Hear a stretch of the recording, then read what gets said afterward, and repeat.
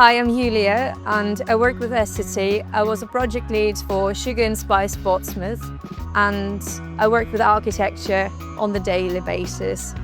Organising this project and leading it, my hope was for it to be playful reflection of our city and sort of encouragement to look at the city from a different perspective. It's about the values, stories and meaning, the built environment, and about how to preserve it and reuse the buildings that are already there.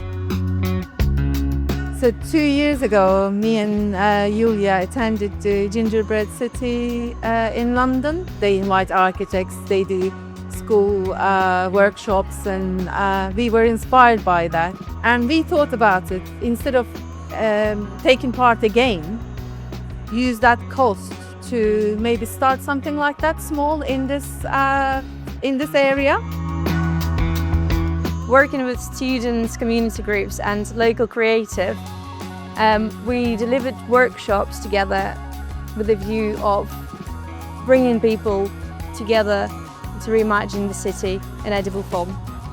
We can use this project to do some school workshops with the north part of the city. So we selected 2 schools to work with, basically talking about issues around sustainability, empty buildings, some of the buildings being in decline in their area, causing all sorts of other issues, and also making the whole city all nice and sweet, which Portsmouth was once, with all the spice trade and first teas being here.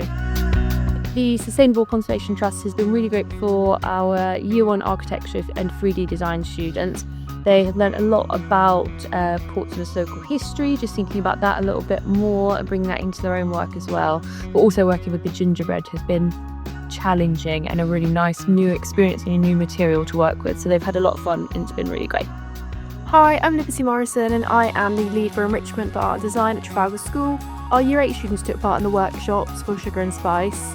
It's their year of opportunity, so we try to encourage all the students in Year 8 to take part in extracurricular activities. They loved the workshops. It was really lovely seeing students that wouldn't normally work together, work really well as a team, communicating and obviously making incredible structures, just using sweet treats. They really enjoyed learning about the local community in a very different and engaging way.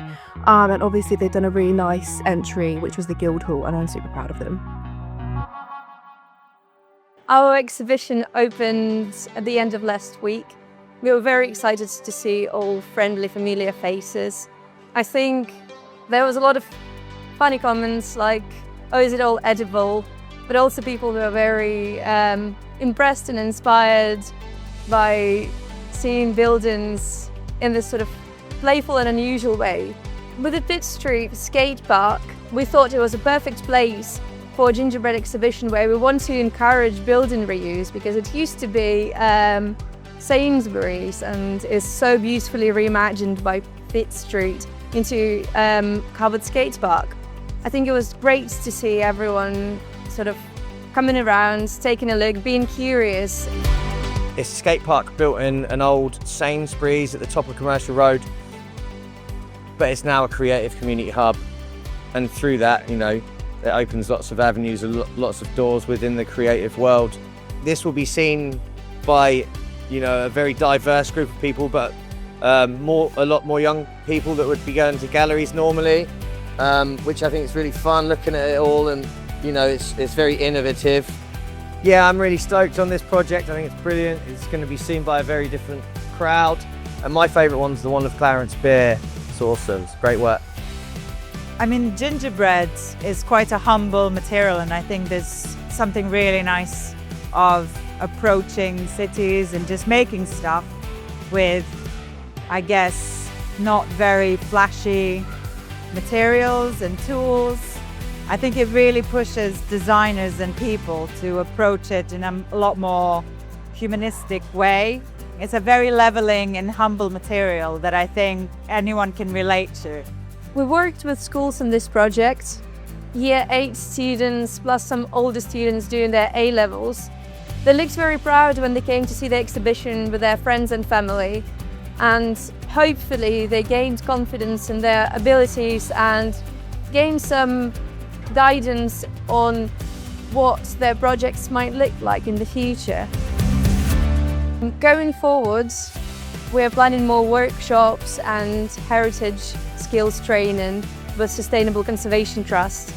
And this is with the view of giving people confidence and skill to look after the buildings around them, and hopefully instill that love for what is already there and encourage regeneration and building reuse. This part of the project is now finished, but then we are extending it to September, where we will try to engage with students from local schools as well as students from the universities, where we will essentially ask them to reimagine the city again, and we'd love everyone who can and interested in this to join us.